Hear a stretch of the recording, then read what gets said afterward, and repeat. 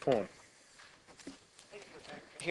Thanks, and thank you for coming to the Shannon, Minister.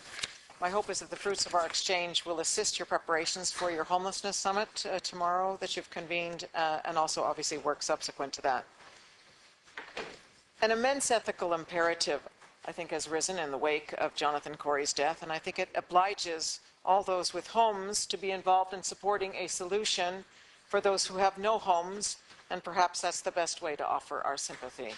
As you're aware, Minister, homelessness and rough sleeping have complex causes, and as you identified in your recently published housing strategy, the underfunding of the provision of social housing and rising rents in the private sector are the principal causes that lie under the housing crisis, as well as contributing to more families than ever before who are losing their homes. So what might be some elements of a sustainable solution that could be considered and may need to be incorporated into your ambitious and welcome plans so far?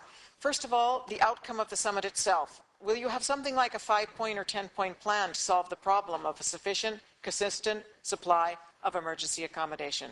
And will you have a practical and implementable urgent time frame to deliver sufficiency and consistency? And who will be charged with the monitoring of this?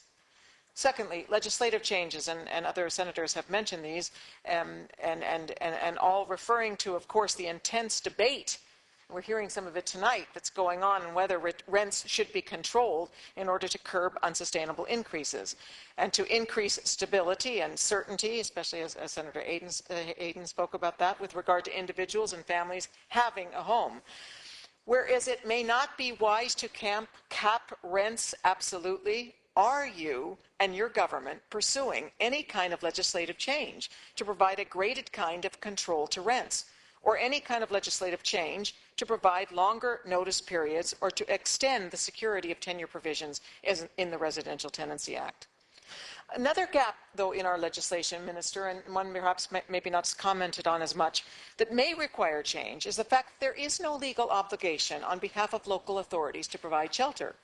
And so when an individual or family becomes homeless and presents themselves to a local authority, as much as every local authority wants to provide shelter, sometimes they are unable to do so. If our laws included a legal obligation to provide shelter, would such a catalyst spark other changes downstream so that no one individual or family ends up living in a car or on the street if they are willing to accept the accommodation offered? And thirdly, again, others have spoken about this increasing rent supplement. If you or your government have ruled out absolutely any legislative changes to place some restrictions on rent, though I do think that that is not wise, then are you not obliged to find a sustainable way to increase rent supplement? Isn't it one or the other, or perhaps even both? And then fourthly, Minister, I think a coherence of strategies is also important. For strategies to cohere, they must not contradict each other. News reports have indicated that today, NAMA has started paying off the second half of its €30.2 billion debt with the repayment of €1 billion bond. We're also told that it is on track to return a modest profit to the exchequer. In a recent opinion published in the Irish Times, Dr. Rory Hearn makes the charge that your housing strategy failed to reform NAMA and that this leaves government policy with a fundamental contradiction. He argues that NAMA's objective to achieve a maximum commercial return to the state is fueling high rents by pandering to investors. For example, NAMA advertised that a recent portfolio of properties would provide a residential rental income of $10.6 million as part of its strategy to sell units at the highest price. While NAMA also has the mandate to contribute to the social and economic development of the state and does so by a special purpose vehicle set up to sell or lease NAMA residential properties for social housing, Dr. Hearn says that your housing strategy should have ensured that NAMA deliver far more than the 2,250 social housing units by 2020 that are incorporated into your strategy. If this means that NAMA doesn't make a profit, those who will be most affected will be the private investors, not the Irish people who paid for the write-down of the loans, some of whom are now homeless.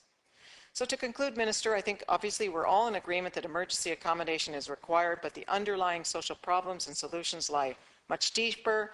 Indeed, Ireland needs a massive social reinvestment to tackle those problems and a comprehensive but also a coherent approach to our economic and social policies.